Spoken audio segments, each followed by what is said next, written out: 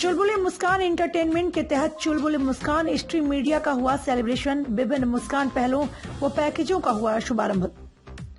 भगवान बुद्ध की तपोस्थली जनपद श्रावस्ती की कटरा में संस्थापक व संचालक अनिल कुमार चुलबुली ने श्रावस्ती की सभी मीडिया टीम को बुलाकर अपने चुलबुली मुस्कान हॉल स्टूडियो में चुलबुली मुस्कान स्ट्रीम मीडिया सेलिब्रेशन का शुभारंभ किया।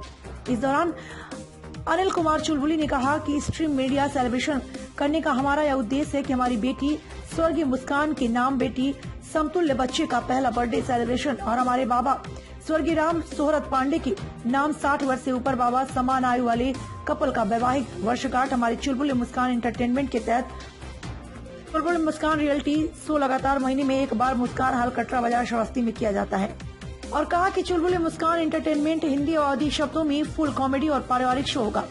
इस दौरान अनिल चुलबुली ने मुस्कान टेलीफिल्म्स और मुस्कान रसोई घर का भी शुभारंभ किया और दान पत्र रखकर कहा कि टूर पर आने वाला हर एक व्यक्ति कृपया 20 रुपए दान पत्र में डाले, जिससे हमारा यह पहल सेवारत जारी रहे और हमारे 20 रुपए में भरपेट भोजन मुस्कान लॉज रेस्टोरेंट में भोजन करा सके। आपको बता दें कि बिहार से आए हुए मुख्य अतिथि अंतर्राष्ट्रीय कवि शंभू शिखर ने संस्थापक अनिल चुलबुली को हौसला बुलंद रखने और संघर्ष करने की बात कही। वहीं इस मौके पर मौजूद मीडिया टीम को कवि शंभू शिखर ने अपने हाथों से प्रशस्ति पत्र देकर सम्मानित किया। छोटे से कार्यक्रम का बहुत बृहद रूप में शुभारंभ करने के लिए आप आए हैं। एक बार जोरदार तालियां सम्मान का क्रम। और इसी क्रम में हम कैसे परिवार के अपने परम आदरणीय अशोक सर से निवेदन करेंगे कि वो आए और विशिष्ट अतिथि जिनके सानिध्य में हमारा विशिष्ट अतिथि कह रहे थे अभी कि आयोजन जो है छोटा है, मैंने बड़े बड़े आयोजन किए हैं, ये बात तो बिल्कुल ठीक है, लेकिन मैंने इतने बड़े मन का आयोजन नहीं किया कभी। ये बहुत बड़े मन का आयोजन है, इसलिए मुझे इसमें आकर के बहुत अच्छा लग रहा है। आवाज पीछे तक आप लोगों को पहुंच रही है क्योंकि मुझे ठीक है, मुझे नहीं आ रही इसकी आवाज सुनाई में, तो इसीलिए आप लोगों को ही प्रतिक्रिया देनी पड़ेगी। इस कार्यक्रम के लिए जब पांडे जी का फोन आया मेरे पास और उन्होंने मुझे बताया कि बिटिया के नाम पर यह कार्यक्रम करना चाह रहे हैं और बाकी भी सभी बातें हुई, तो आप यकीन मानिए कि जितनी भी व्यस्तताएं हो सकती थी या होती हैं, आप पत्रकार बंधु, आप लोगों को पता होगा आज भी यहाँ से बस 120 किलोमीटर दूर बस्ती महोत्सव का आयोजन हो रहा है, उसमें कवि सम्मेलन है और उसका समय क्योंकि 4 बजे से था और मैं अगर यहाँ पर 4 बजे तक पहुंचने की कोशिश में रहता तो मुझे 12 बजे निकलना पड़ता। कार्यक्रम में समय कम रहता तो मैंने उस कार्यक्रम को छोड़ना उचित समझा, क्योंकि ये कार्यक्रम बहुत ही मनके का कार्यक्रम है। तो मुझे बहुत अच्छा लग रहा है इस कार्यक्रम में आकर के। मैं बहुत बड़े बड़े कार्यक्रमों में गया हूँगा, लेकिन ये तो परिवार का कार्यक्रम है, इसलिए सचमुच में बहुत अच्छा लगा, बहुत ही अच्छा लगा।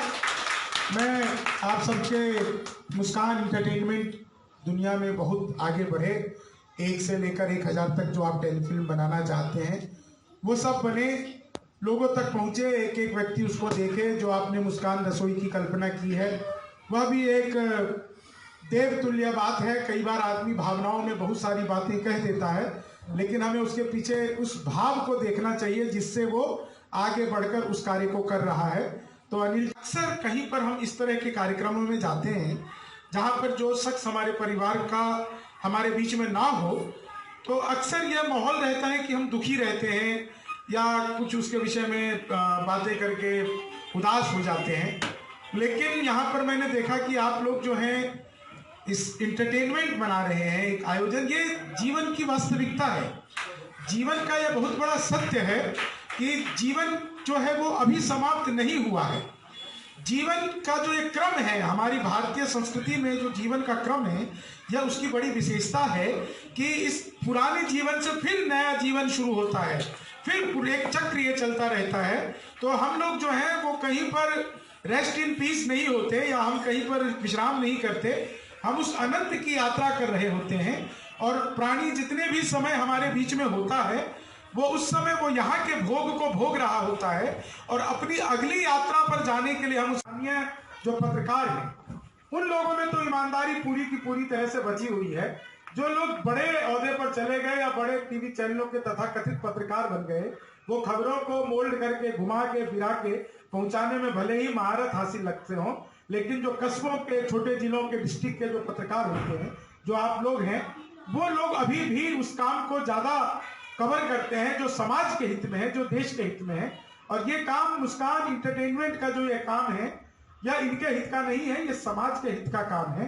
क्योंकि इन्होंने जो अभी 2-3 घोषणाएं की, ये घोषणाएं करने के लिए बहुत बड़ा दिल चाहिए कि किसी भी बिटिया का पहला जन्मदिन हो, 1 साल का हो, वो हमारे यहाँ पर मनाए, उसकी सारी व्यवस्था हम करेंगे। 60 साल से ऊपर जो भी बुजुर्ग हैं, उनकी एनिवर्सरी मनाए, उनकी सारी व्यवस्था हम करेंगे। मुझे तो बहुत अच्छे से याद है, हमारे 80 साल के दादाजी बोले, बेटा शादी करूंगा। मैंने कहा, दादा 80 साल में किससे शादी करोगे? बोले, तुम्हारी दादी से ही कर लूंगा।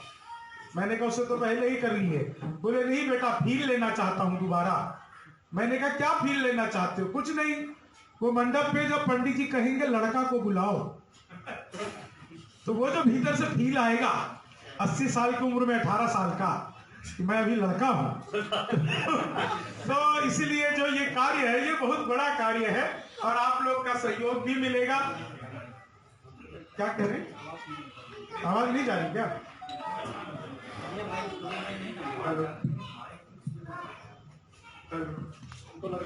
विधानसभा का माइक है ये।